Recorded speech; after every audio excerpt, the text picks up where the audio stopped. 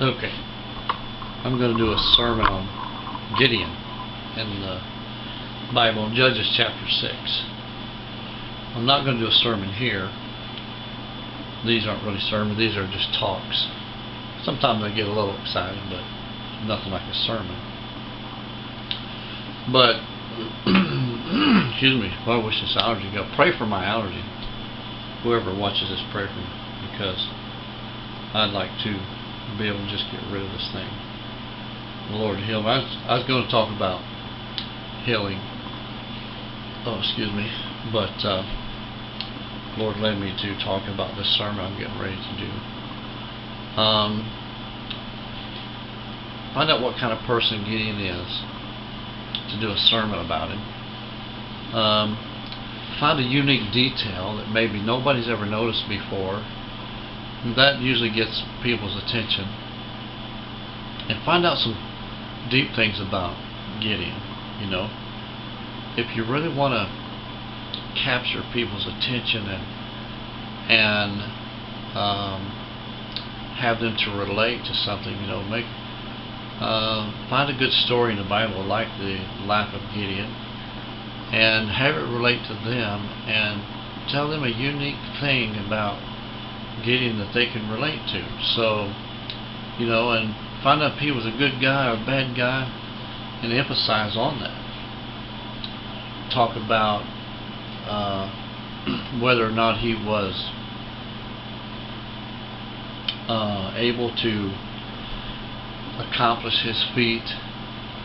And I just realized I didn't wish my daughter happy birthday today. She's going to be mad. I'll get on Facebook and tell her. My wife's going to gripe at me. But a sermon is planned out. Plan on God showing up in it.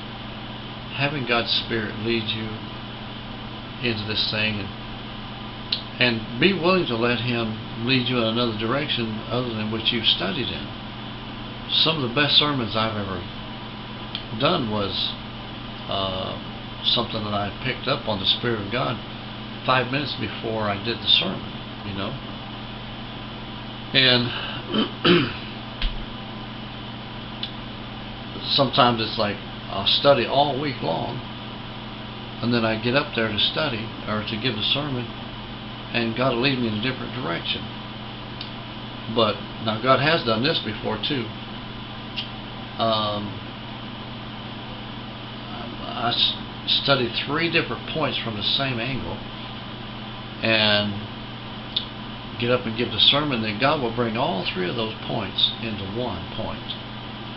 You know, how He leads me. When you're led of the Spirit, God can do those things, and He does a really good job at it if you'll let Him lead you in it. Because, and when I say that, this is what I'm saying. We get moving in the Spirit, and then whatever comes into your mind, say it. Say it. That is pertaining to the sermon. Okay. You got to have a trained mind to do this. You know, you got to have a trained heart. The life of Gideon was something that was like a jump in and jump out type of thing, and you have to have a heart to follow after that story and study it until God's ready for you to give it, you know. And I've been looking at this for about a week off and on, and so far I haven't really picked up on that one particular detail that I feel that God is wanting me to see about Gideon and to tell the people about it. But I know it when I see it, because it'll hit me like a ton of bricks. I'm like, wow, that is so unique. And I'll just know that is what God's wanting me to see about Gideon. Okay, Gideon's quite. I'm not going to tell you a lot about Gideon. I just want to tell you about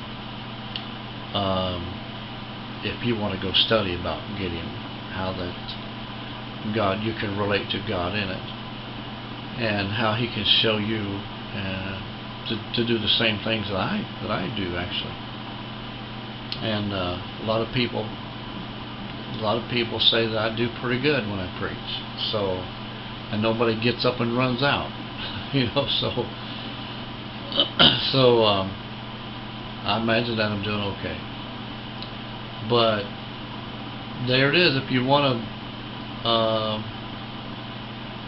get into a life story about anybody, like God leads you in it, that's pretty much how you can do it. Okay, and God is able to do that. He's still working on me. Amen. Alrighty, God bless. It's really good talking to you, and we'll see you again next time. Cross the Middle Ministry with another great subject.